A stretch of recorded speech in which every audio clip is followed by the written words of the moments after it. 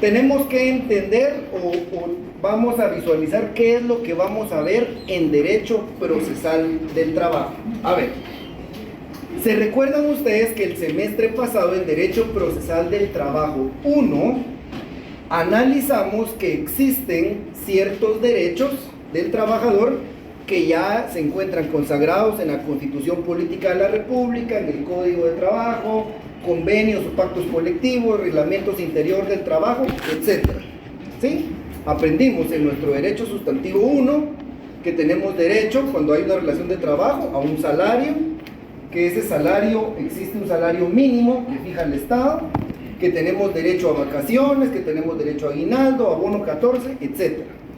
Entonces, en derecho procesal del trabajo 1, aprendimos a través del juicio ordinario cómo hacer efectivos todos esos derechos que nos asistan y que de alguna manera se han visto incumplidos. Recuérdense que el incumplimiento puede ser tanto del patrono como del trabajador.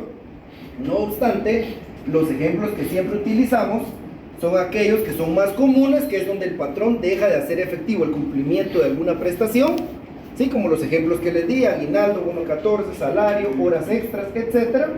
Y entonces el trabajador se ve obligado a acudir al juicio ordinario laboral para hacer efectivos esos derechos que ya le correspondían, ¿sí? Se recuerdan que el juicio ordinario laboral no es para que declaren derechos, los derechos ya le asisten al trabajador, era únicamente para hacer efectivos, ¿sí? Por la manera coercitiva, a través de las potestades del juez, el cumplimiento de esos derechos. Entonces, derecho procesal del trabajo 1 es para hacer efectivos aquellos derechos que ya nos asisten, ¿sí? Ahora, derecho procesal colectivo 2. Aquí vamos a aprender cuáles son los mecanismos que existen para crear nuevas y mejores condiciones de trabajo, ¿sí? En derecho procesal del trabajo 2, entonces hay derechos que no existen y vamos a buscar la manera de crearlos en favor del trabajador o mejorar aquellos que ya existen. Esta es una nueva faceta, ¿sí? No vamos a enfocarnos en derechos que ya existan, repito, sino a crear nuevos y a mejorar las condiciones de trabajo. Veamos nuestro artículo 104 constitucional. Artículo 104 constitucional.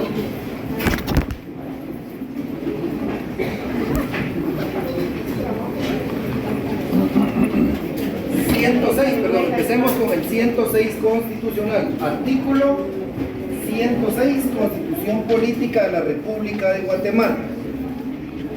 Le voy a dar lectura y en transcurso del curso pues nos van a ir ustedes apoyando para hacer un poco más dinámico el tema. Entonces, artículo 106, Constitución Política de la República de Guatemala. Y nos establece el artículo 106, irrenunciabilidad de los derechos laborales. Los derechos consignados en esta sección son irrenunciables para los trabajadores, susceptibles de ser superados a través de la contratación individual o colectiva y en la forma que fije la ley.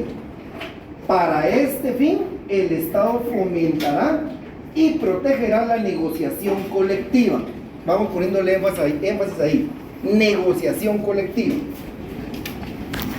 Dice, serán nulas ipso iure y no obligarán a los trabajadores, aunque se expresen en un contrato colectivo o individual de trabajo, en un convenio o en otro documento, las estipulaciones que impliquen renuncia, disminución, tergiversación o limitación de los derechos reconocidos a favor de los trabajadores en la Constitución, en la ley, en los tratados internacionales ratificados por Guatemala, en los reglamentos u otras disposiciones relativas al trabajo. Y ahora sí, leamos el 104 y después explicamos. 104, Constitución Política de la República, derecho de huelga y paro. Se reconoce el derecho de huelga y paro ejercido de conformidad con la ley, después de agotados todos los procedimientos de conciliación. Estos derechos podrán ejercitarse únicamente, ¿sí? Únicamente por razones de orden económico social. Vamos entendiendo, pues, ¿qué nos establece la Constitución? La Constitución empieza reconociendo acá que los derechos laborales se deben de ir mejorando paulatinamente. Sin embargo, conforme vamos desarrollando otros principios y leyes, nos vamos a dar cuenta que realmente el Estado entiende que no tiene la capacidad, ¿sí?, de ir regulando todos los derechos de trabajo de manera gradual en proporción a las posibilidades del patrón. ¿A qué voy con esto? ¿Se recuerdan ustedes que vimos el semestre pasado que este código tiene más de 60 años de vigencia? Hace más de 60 años que el código no sufre una reforma sustancial. Vimos algunas reformas del 2014, del 2009, pero una reforma sustancial al día de hoy no ha tenido el código.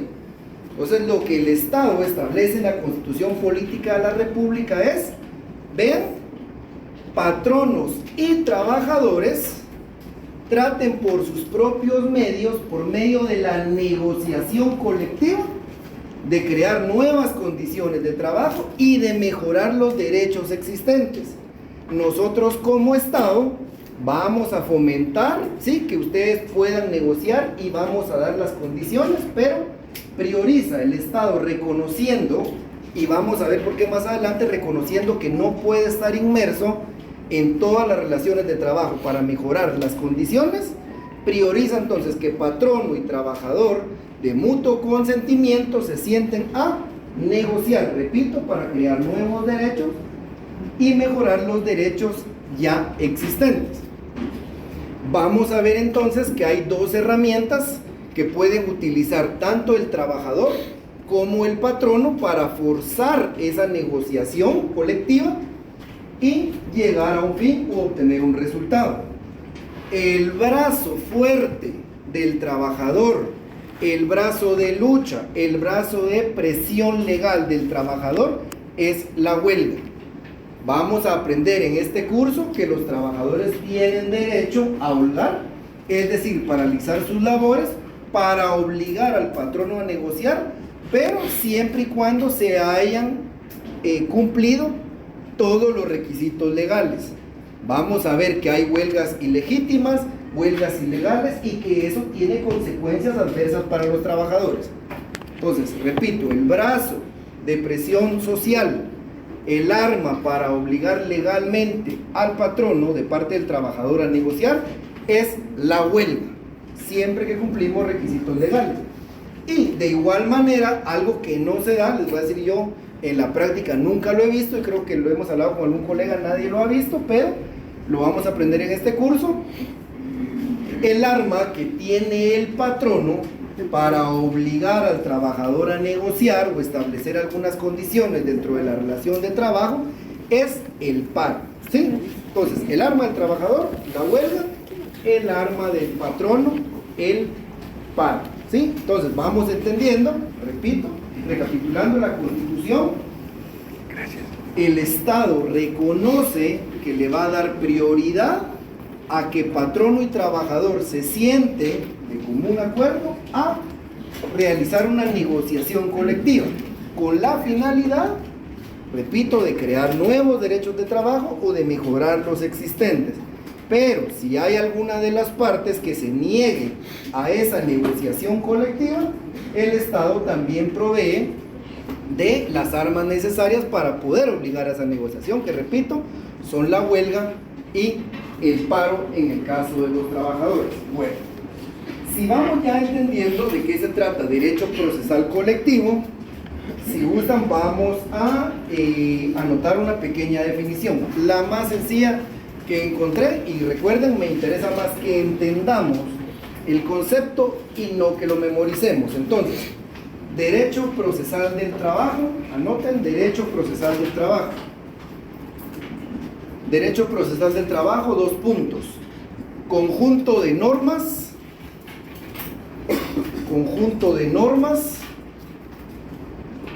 principios, conjunto de normas, principios e instituciones e instituciones que regulan el conocimiento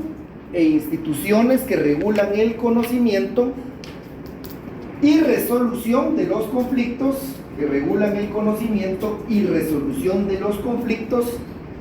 colectivos de carácter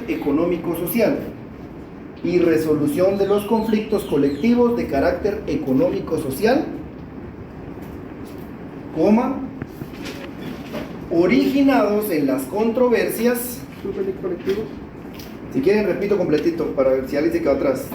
Derecho procesal del trabajo, 2 puntos: conjunto de normas, principios e instituciones que regulan el conocimiento y resolución de los conflictos colectivos de carácter económico-social, originados en las controversias surgidas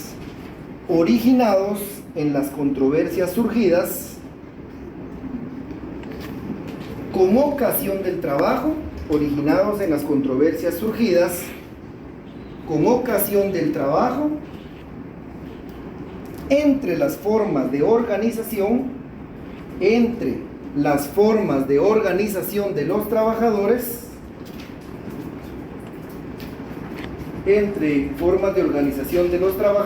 y el patrono o patronos.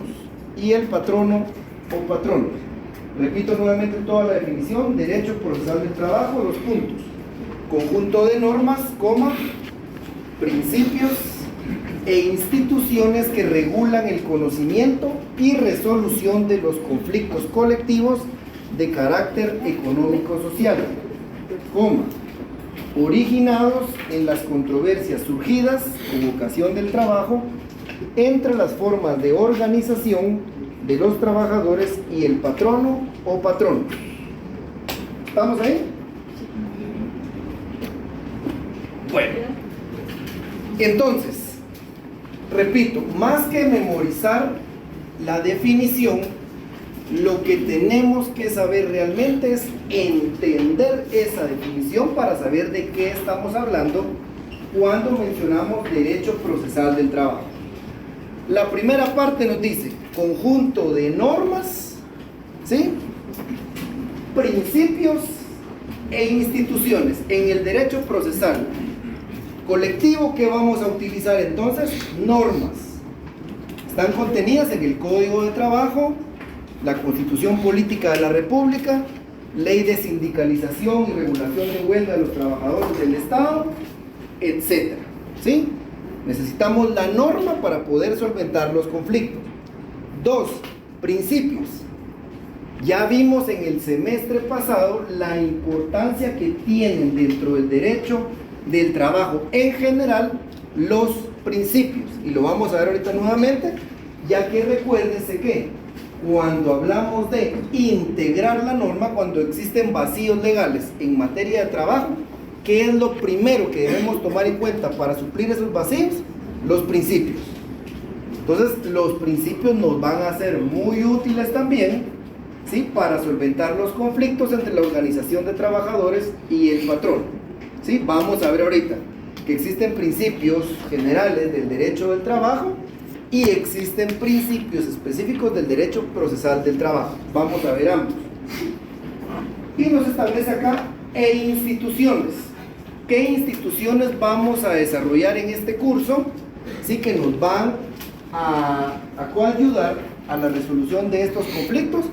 Vamos a ver instituciones como el sindicato, el grupo coaligado, convenios colectivos de condiciones de trabajo, pactos colectivos de condiciones de trabajo, etc. Hay otro número de instituciones que necesitamos aplicar, ¿sí?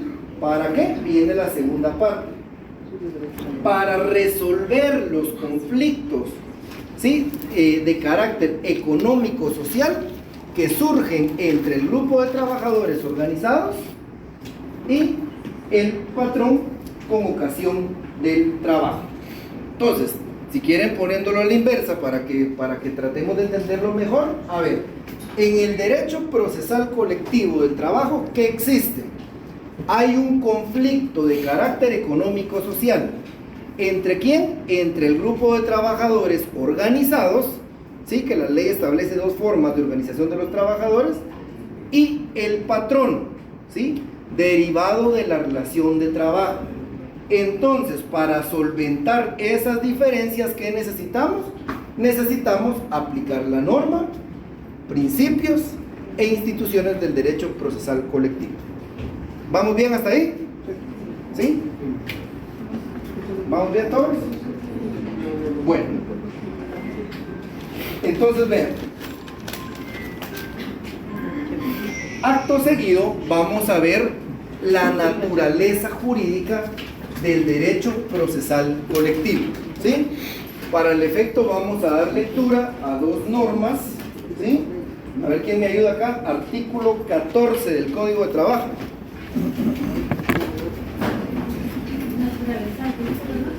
Naturaleza jurídica del derecho procesal colectivo. Alguien que me lea las primeras dos líneas. Artículo 14. Adelante y después vamos a ver. Naturaleza jurídica.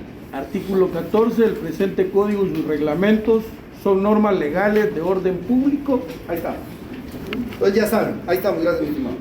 Entonces, recomendación para los que no estuvieron el semestre pasado, pueden consignar acá un pequeño epígrafe en el artículo 14, naturaleza jurídica, ¿sí? Naturaleza jurídica, y nos establece el artículo 14, es el propio código el que nos da la naturaleza del derecho en general, derecho laboral en general, y por ende del derecho procesal colectivo, y nos establece que esas normas son de orden público. Vamos ahora al cuarto considerando del Código de Trabajo, cuarto considerando de su Código de Trabajo, literal E. A ver, allá atrás alguien me había ofrecido leer, ¿quién me puede dar? Artículo cuarto considerando, Código de Trabajo, literal E. Por favor.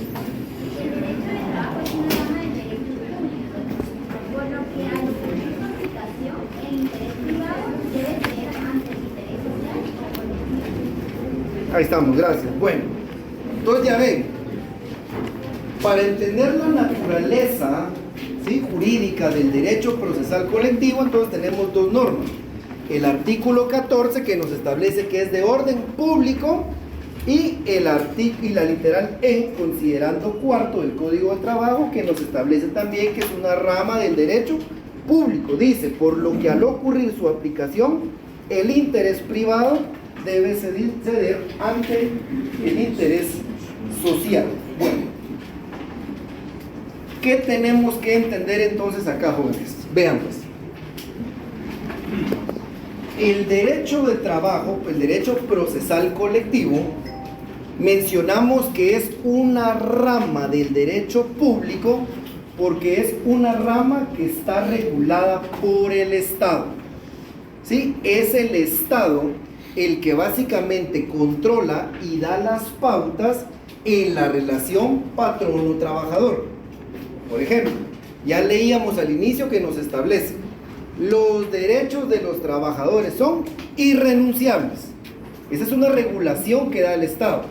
El Estado básicamente le dice a usted como trabajador: mire, usted tiene derecho a su salario, prestaciones, etcétera, pero el derecho a renunciar a sus derechos no es suyo, es mío como Estado, y usted no tiene derecho a hacer uso de ese derecho, valga la redundancia, a renunciar.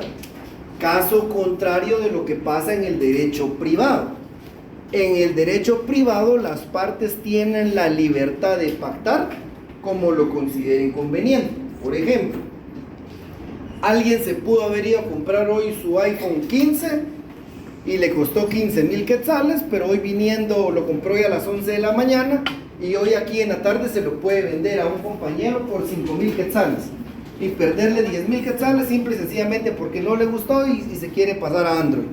¿Lo puede hacer? Sí, lo puede hacer, porque el derecho privado le da la autonomía de la voluntad a las partes y son ellas los que van a pactar libremente en su relación. Repito, es algo que no sucede en el derecho procesal del trabajo y el derecho del trabajo en general.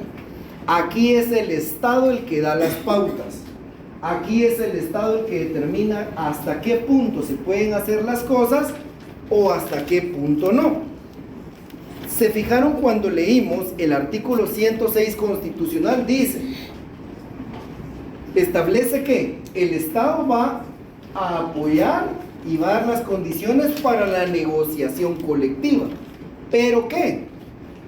Los derechos del trabajador son irrenunciables y que cualquier cláusula que contraríe, tergiverse o disminuya derechos de los trabajadores es nula ipso iure, nula de pleno derecho, no nace a la vida jurídica. Entonces vamos a ver en la negociación colectiva que, por ejemplo, digamos que un conglomerado de trabajadores dice, miren patrono, queremos un aumento del 15% de salario.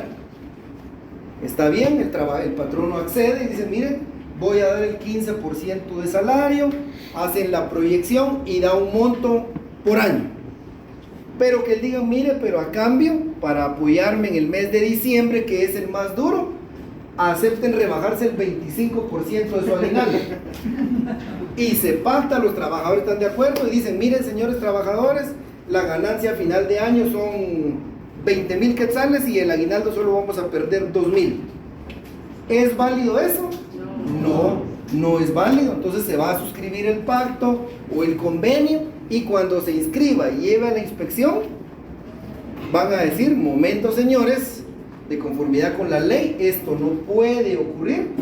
Ustedes tienen un mínimo de garantía, no tienen la disponibilidad los trabajadores de renunciar a su derecho, por ende esta norma es nula, no tiene aplicación. Y aún cuando el convenio o el pacto colectivo no se inscribiera, faltando a la norma, en la Inspección General de Trabajo, si más adelante un trabajador se asesora por alguno de ustedes y ustedes le dicen, mire, no podía usted mismo renunciar a su 25% del aguinaldo, lo puede pelear en el juicio ordinario laboral y un juzgado va a ordenar que le paguen ese 25% que le dejaron de cancelar, ¿sí?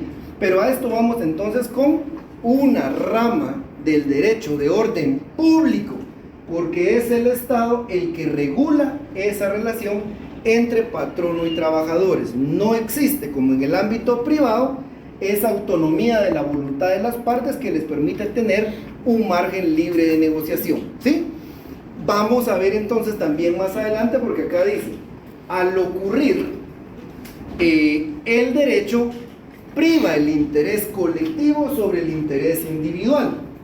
Y tal vez el ejemplo más claro que vamos a ver es, supongamos que se forma un sindicato, que somos una gran empresa todos, se forma un sindicato con estas primeras dos filas, ellos negocian el pacto colectivo de condiciones de trabajo y logran un bono extra. ¿Será que ese bono le va a aplicar solo a las personas que formaron el sindicato y negociaron o a todos? Todos. Ahí vemos la manifestación, ¿sí?, del orden público. Prevalece, ¿sí?, el interés común sobre el interés individual. ¿Queda clara la naturaleza jurídica? Sí. Bueno, sigamos ahora. Vean, entonces nos corresponde ahora ver el tema de los principios, ¿sí? Nos corresponde ver los principios, pero previo a entrar a los principios, entonces tenemos que recordar algunas generalidades. ¿Se recuerdan? Vámonos todos al artículo 15, Código de Trabajo. Artículo 15 del Código de Trabajo, ¿sí? Y le pueden consignar a ese artículo 15 un epígrafe que se denomine vacío legal, ¿sí? Vacío legal. Vamos a ver qué nos establece entonces el artículo 15. Establece: los casos no previstos por este código, por sus reglamentos o por las demás leyes relativas al trabajo, se deben resolver, ojo, da el orden el código, en primer término, de acuerdo con los principios del derecho de trabajo. 2. Segundo lugar, de acuerdo con la equidad, la costumbre o el uso local, en armonía con dichos principios. 3. Y por último, de acuerdo con los principios y leyes del derecho común.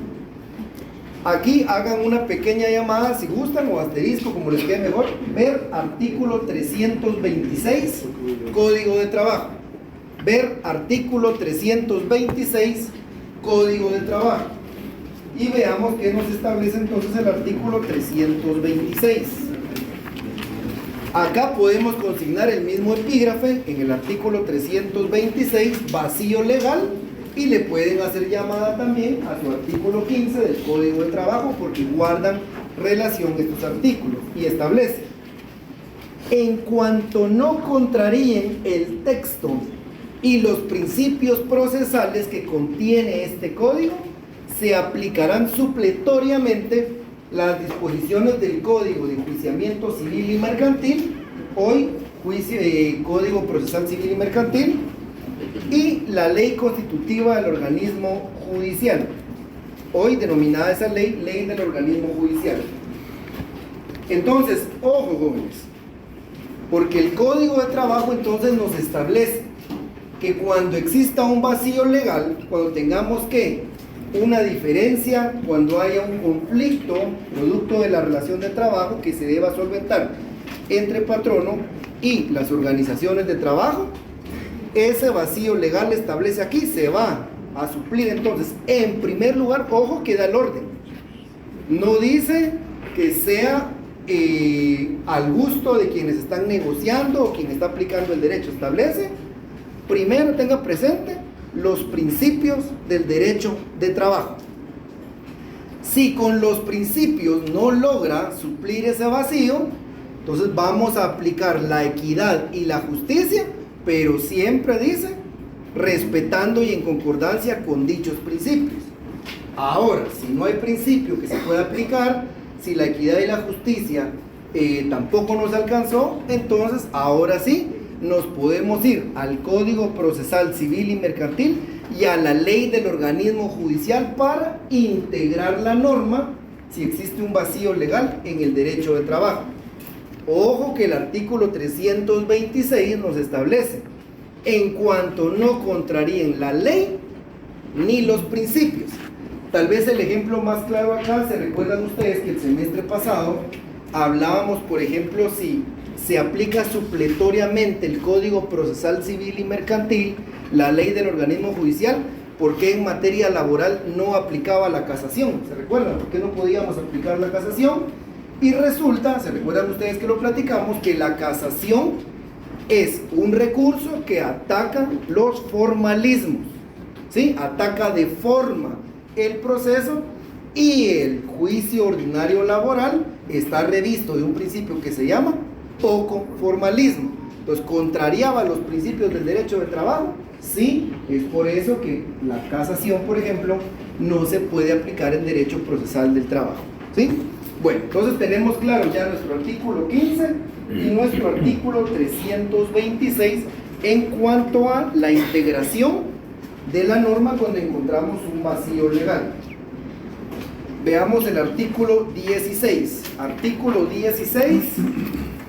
Y aquí encontramos, también si quieren colocar el epígrafe, aquí encontramos lo que se denomina una antinomia, ¿sí? Antinomia, artículo 16, antinomia. En caso de conflicto entre las leyes de trabajo o de previsión social con las de cualquier otra índole, deben predominar las primeras.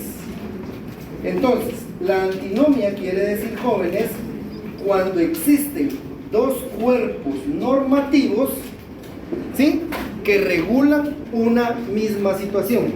Cuando existen dos normas que se contradicen y que norman una misma situación, el Código de Trabajo nos establece entonces que cuando haya una ley de esa naturaleza se debe aplicar, ¿sí?, la que mayormente favorezca al trabajador.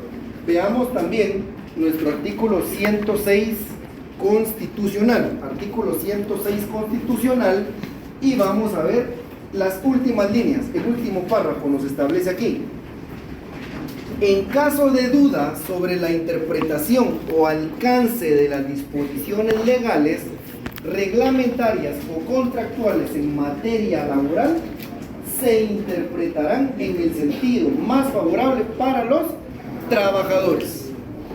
Entonces, si en algún momento, ¿sí? Ahorita vamos a entrar a lo que es negociación colectiva, si en algún momento de la negociación colectiva, o si la negociación colectiva fracasa y necesitamos irnos a la vía judicial, entonces, de conformidad con este artículo 16 y el 106 constitucional, sabemos que si hay una norma, ¿sí? Nos encontramos una antinomia, es decir, que hay dos normas distintas que regulan de diferente manera una misma situación, vamos a aplicar la que más favorezca al trabajador. Y eso, repito, está incluso consagrado en la norma constitucional.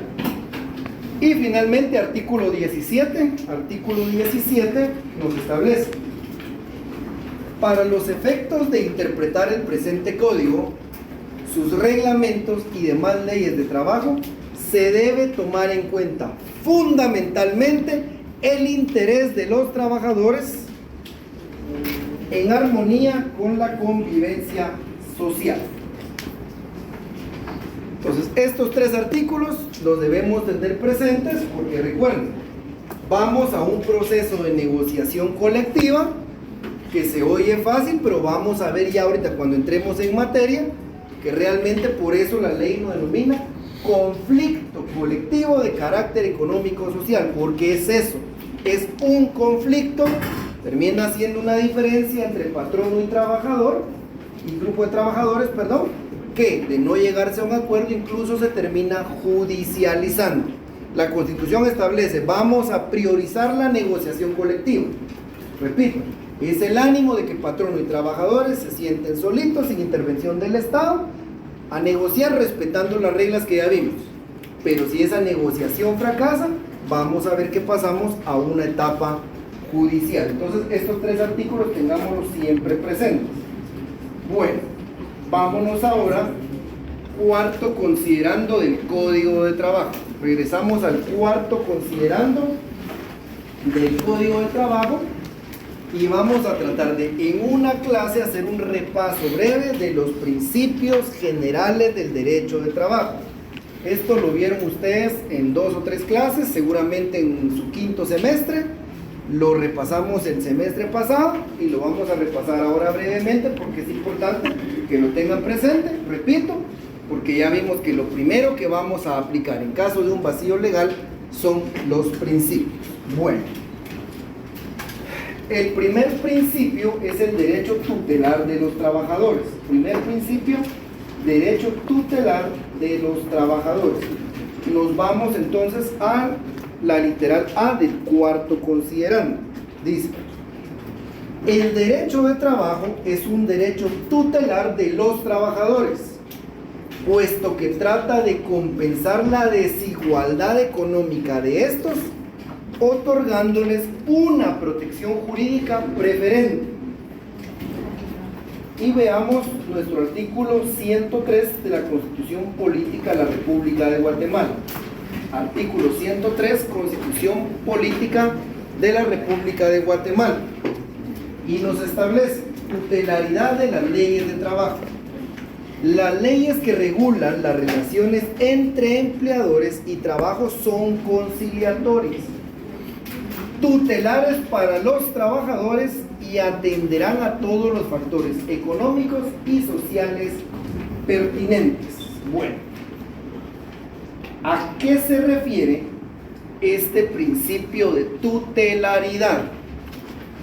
Este principio de tutelaridad advierte que existe una desigualdad económica entre el patrono y el trabajador. El patrono es el dueño del capital, es el dueño de la institución, o si se trata del Estado, pues obviamente es un ente macro, ¿sí? Que tiene también la disponibilidad presupuestaria, las condiciones y demás. Entonces entiende, repito, esa desigualdad patrono-trabajador. Entonces, este principio de tutelaridad lo que realiza es lo siguiente: establece unas normas cuya finalidad es equiparar, ¿sí?, la condición del grupo de trabajadores al del patrón. Cuando nos habla de preferente, tampoco tenemos que caer en el error de considerar que la ley lo que hace es poner al grupo de trabajadores por encima del patrón. No, lo que hace el principio de tutelaridad, repito, es nivelar las condiciones.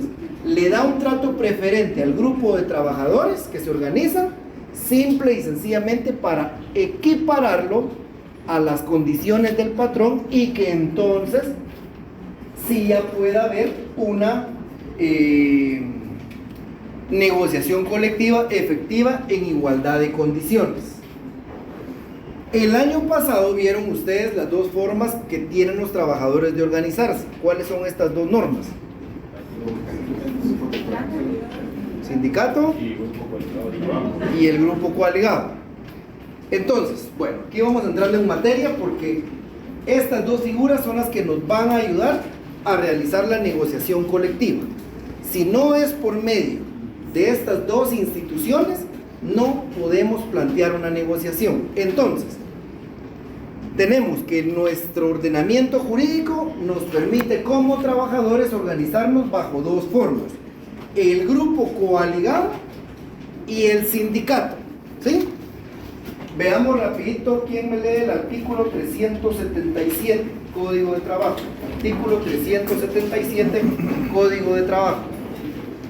Cuando en un lugar de trabajo se produzca una cuestión susceptible de provocar una huelga o paro, los interesados, si se tratara de patronos o de trabajadores no sindicalizados, elaborarán y suscribirán un pliego de peticiones, en el que asimismo designarán 3 delegados. Ahí estamos, gracias.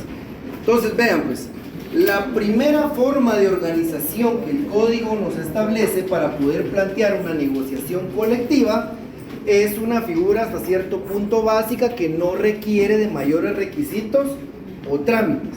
Nos establece, a ver, si hay un problema en una empresa de trabajo que sea susceptible, dice, de huelga o paro. Puede ser que estamos pidiendo un aumento de salario, más días de vacaciones, un bono extra, licencias con goce de salario, etc. ¿Sí? Hay una necesidad de los trabajadores que quieren plantearle al patrono crear un nuevo derecho o mejorar los ya existentes. ¿Sí? Entonces la ley establece, a ver, no es necesario, en este primer término dice, de hecho ni siquiera dice no es necesario, sino que pide como requisito que no sean trabajadores sindicalizados. ¿Sí?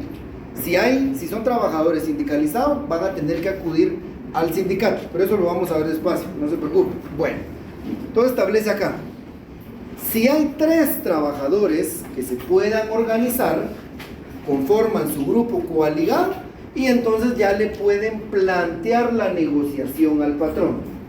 Vamos a ver más adelante que no es necesario hacer una inscripción, que se hace en la práctica por seguridad de quienes integran, pero realmente es una figura bastante sencilla. En la práctica les menciono, el grupo coaligado se utiliza básicamente para temas menores. Por ejemplo, en las instituciones del Estado, que es lo más común, existen sindicatos grandes que se encargan de negociar el pacto colectivo o el convenio colectivo y demás.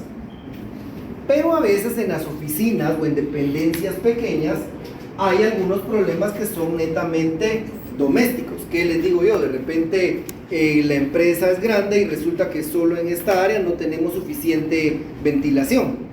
Los trabajadores se pueden organizar para hacerle la petición al patrono que invierta en un aire acondicionado, que mejore las ventanas, etc. En la práctica, repito, se utiliza esta figura, el grupo coaligado, normalmente para atender temas que son menores dentro de la empresa, ya que la ley, como lo vamos a ver más adelante, incluso establece que si hay un sindicato formado, o incluso si hay varios, el encargado de la negociación colectiva es el sindicato que tenga el mayor número de afiliados. Pero bueno, entonces vemos que la ley contempla que los trabajadores se puedan organizar para de alguna manera poder hacer frente al patrono en esa negociación colectiva. Repito, en la práctica esta figura no es muy utilizada. La que sí es utilizada es la del sindicato. Vámonos a nuestro artículo 206. Artículo 206.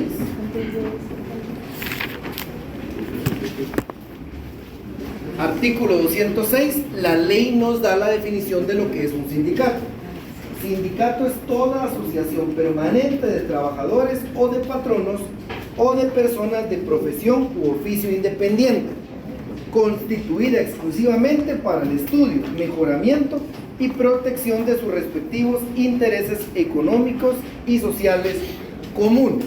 Bueno, entonces la ley prevé que hay una figura, esta figura sí está más consolidada y desarrollada en la ley.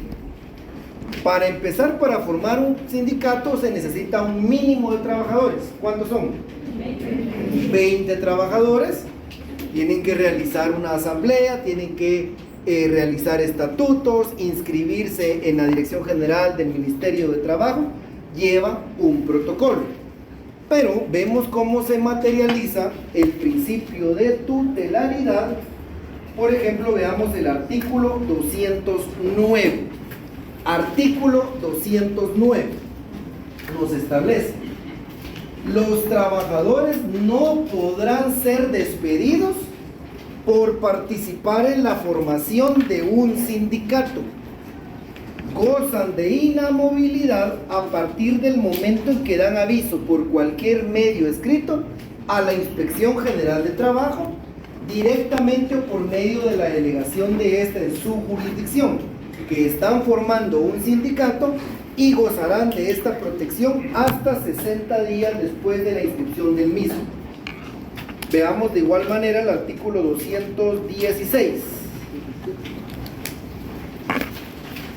Perdón, 223 literal D. 223 literal D. Y el 223 literal D nos establece: los miembros del comité ejecutivo gozan de inamovilidad en el trabajo que desempeñen durante todo el tiempo que dure sus mandatos y hasta 12 meses después de haber cesado en el desempeño de los mismos. Dichos miembros no podrán ser despedidos durante el referido periodo a menos que incurran en causa justa de despido, debidamente demostrada por el patrono en juicio ordinario ante el Tribunal de Trabajo competente. Entonces, repito, aquí vemos materializado el principio tutelar, porque en primer lugar les dan a los trabajadores la posibilidad de organizarse legalmente bajo la figura del sindicato. Les establece que deben ser un mínimo de 20 trabajadores, es decir, un sindicato va a contar con la fuerza de al menos 20 empleados de la institución o empresa de que se trata. Pero además, como la función esencial del sindicato, o una de las funciones esenciales va a ser, a través de la negociación colectiva, la creación de nuevos derechos de trabajo o mejorar las condiciones ya existentes, la ley blinda a esos trabajadores. La ley establece, a ver, si ustedes están formando un sindicato, no pueden ser despedidos, porque seguramente lo primero que el patrono va a querer hacer es tomar represalias en contra de los trabajadores que forman el sindicato y empezar a despedir a la mayoría para evitar que se forme ese sindicato. Entonces aquí viene la primera tutela que elabora la ley. Dice, a los que están formando un sindicato, ojo, a partir del momento que dan aviso por escrito a la Inspección General de Trabajo, gozan de inamovilidad.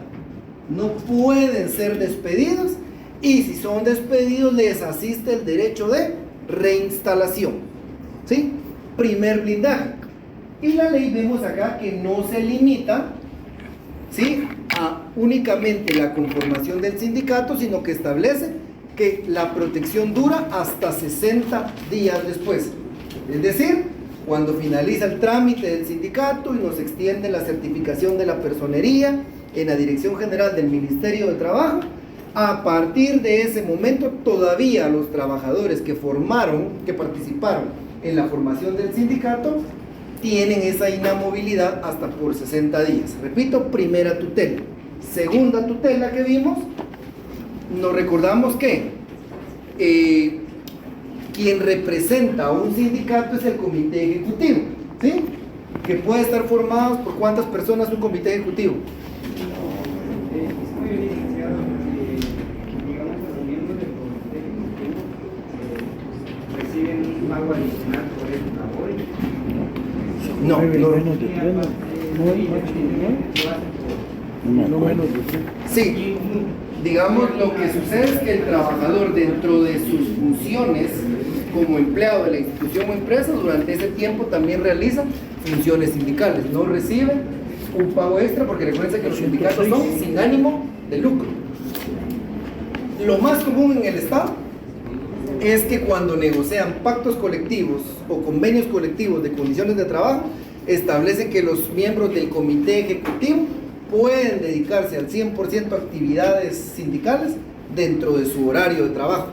Entonces lo que termina sucediendo es que la institución o la empresa les termina pagando.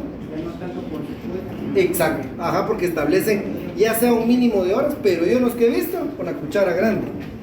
Toda la jornada dedicarla a actividades sindicales. Entonces de repente usted está contratado como contador de una institución, pero en el pacto quedó establecido que mientras usted sea el comité ejecutivo, de 8 a 4 se va a dedicar a funciones sindicales.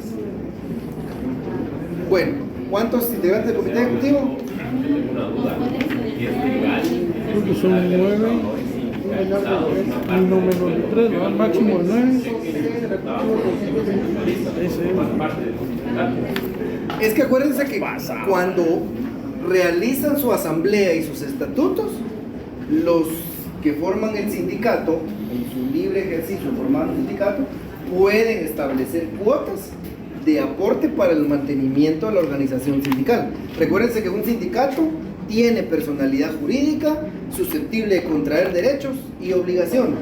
Entonces el sindicato puede tener una sede y puede comprar un escritorio, puede comprar una silla, contratar una secretaria que ya se vuelve empleada del sindicato, y para eso sirven los aportes, pero eso ya lo deciden de común acuerdo todos los integrantes del sindicato. Acá no es que nadie les pueda imponer, y recuérdense que la única asociación obligatoria, ¿cuál es? La ley solo contempla una asociación obligatoria: la colegiación profesional. Es la única. La Constitución sí le establece que cuando usted se gradúa, tiene que ir a su colegio profesional a adherirse al mismo. Es lo único. Fuera de eso, la ley establece que no existe ninguna obligación de asociarse o alguna obligación de reunirse a determinado ente. Entonces, el sindicato, el trabajador va por su propia voluntad a integrarse desde la formación o a adherirse si el sindicato ya está formado. 9 menos de 3, no. Yo escuché que mencionó en una parte que al menos que sea justificable el despido, sí se puede despedir a esos trabajadores que realizan con justa causa, sí, por ejemplo, ausencia justificada. Sí, lo que tiene que hacer ahí, ahorita voy, lo que tiene que hacer, digamos, en el caso de la inamovilidad, la ley establece que primero tiene que pedirle permiso al juez. Existe una autorización judicial que vamos a ver más adelante. Y en el caso del comité ejecutivo, si se dan cuenta, en la literal D del artículo 223 establece que si usted quiere despedir a alguien del comité ejecutivo, tiene que probar la justa causa en juicio ordinario. O sea, tiene que llevar todo lo que vimos el semestre pasado, un patrono para demostrar que un trabajador ha incurrido en una falta para que pueda ser despedido. Pero el comité ejecutivo. ¿Alguien allá atrás? La segunda tutela es la que yo les decía, que es del comité ejecutivo. O sea, la primera tutela es para todos los trabajadores que participan en la formación de un sindicato, gozan de inamovilidad hasta 60 días después de que está inscrito el sindicato. Y la segunda tutela que la ley establece es a los integrantes del comité ejecutivo. Mientras duran en su función de comité ejecutivo, no pueden ser despedidos, y esa protección la gozan, establece la ley, hasta 12 meses después de haber dejado el cargo. Y acá nos que compartieran la información, recuérdense, porque esto sí nos va a servir para el curso. ¿Sí? El comité ejecutivo se conforma con no menos de 3 personas y no puede exceder de 9, literal C, artículo 223. ¿Por qué? Porque el comité ejecutivo es el que va a representar al sindicato en la negociación colectiva. Vámonos familiarizando. Iniciado, buenas noches, solo una consulta, perdón. Tal vez me vaya a pasar un poco de derecho laboral uno, pero tiene que ver con lo que estamos hablando de las tutelas. Yo escuché en las últimas clases del doctor YouTube, Ajá. él decía de que había que ver el derecho laboral un poco más allá, que cuando el trabajador iba a reclamar cuestiones laborales y una indemnización era algo retrógrado, que ahora la demanda del abogado tenía que ir encaminada a una reinstalación por el principio de la estabilidad laboral, que es un principio que está establecido en el artículo 7 del Código del Trabajador. Ahí está la estabilidad laboral. Ahora, ¿qué sucede? Me parece algo muy interesante porque eso, por consiguiente, se le reinstala al trabajador en su puesto de labores, pero también van todos los salarios que ha dejado de percibir. Así es. Contrario a que si uno va y demanda prestaciones laborales y indemnización, iría a la superficie. Pero la reinstalación del trabajador, pues como que es mejor, ¿no? Pero me puse a ver qué sucedía realmente en la práctica. Los abogados reclamaban esto, se iba a primera instancia, algunas veces ganaban, otras no, se iban a segunda instancia, luego se iban a amparo ante la Corte Suprema de Justicia y terminaron inclusive en apelación ante la CC. Y yo me puse a leer las sentencias y la CC lo que establecía era de que se le daba cumplimiento al artículo 7 del Protocolo de San Salvador, haciendo ver que la estabilidad laboral se plasmaba desde dos puntos de vista: una estabilidad laboral propia absoluta y una estabilidad impropia. La estabilidad propia absoluta, cuando el mismo Código de Trabajo establece cuándo hay que registrar al trabajador. Mujer en estado de gravidez, los dos que usted acaba de decir, las dos mujeres. Exacto, y creo que hay uno más, no lo recuerdo. Cuando hay un desplazamiento, que es lo que vamos a ver. Exacto, sí, sí. Entonces, y una estabilidad impropia, que era que el Estado, si usted como trabajador hace un buen trabajo, no le puede garantizar la permanencia en el mismo, pero si lo despiden, le da una indemnización. Entonces, desde mi punto de vista, no está bien, o sea, hablar que únicamente la tutela que usted decía, o la estabilidad laboral, que es como yo lo entiendo, se da únicamente cuando el Código de Trabajo lo establece. Yo creo que está mal, porque el Protocolo de San Salvador es un convenio internacional de derechos humanos, ¿no? Entonces, me gustaría preguntarle a usted qué piensa en torno a eso, porque yo lo que he visto es que en la apelación de amparo ahí se queda. Me voy tal vez un poco más allá y tal vez el siguiente paso sería ir ante la Corte Interamericana de Derechos Humanos, pero no creo que un abogado y un trabajador vayan a querer tirar un proceso de 20 años para poder reclamar esto, pero me gustaría saber su punto en torno a esto. Es que miren, jóvenes, lo que planteaban, no, es que aquí hay dos escenarios. Lo que el compañero planteaba es lo siguiente: que existe un derecho de reinstalación que en la práctica básicamente se aplica a lo que está regulado en la ley. La ley establece: si usted es una mujer en estado de embarazo y ya dio aviso, no la pueden despedir. Si la despiden, pues la deben reinstalar. Si usted participa en la organización de un sindicato, goza de inamovilidad. Si lo despiden, lo deben reinstalar.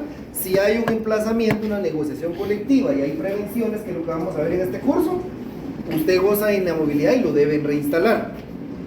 Y lo que sucede en la práctica, por ejemplo, si alguien es despedido injustificadamente fuera de estos casos, lo que se aplica entonces en las sentencias ya no es una reinstalación, sino que únicamente le pagan su indemnización, prestaciones no irrenunciables y daños y perjuicios a razón de un salario por año laborado hasta un máximo de 12. Entonces lo que él decía es que es injusto que estas otras personas no puedan aplicar a su derecho de reinstalación, como sí lo hacen las personas que la ley establece que tienen reinstalación y no gozan de inamovilidad.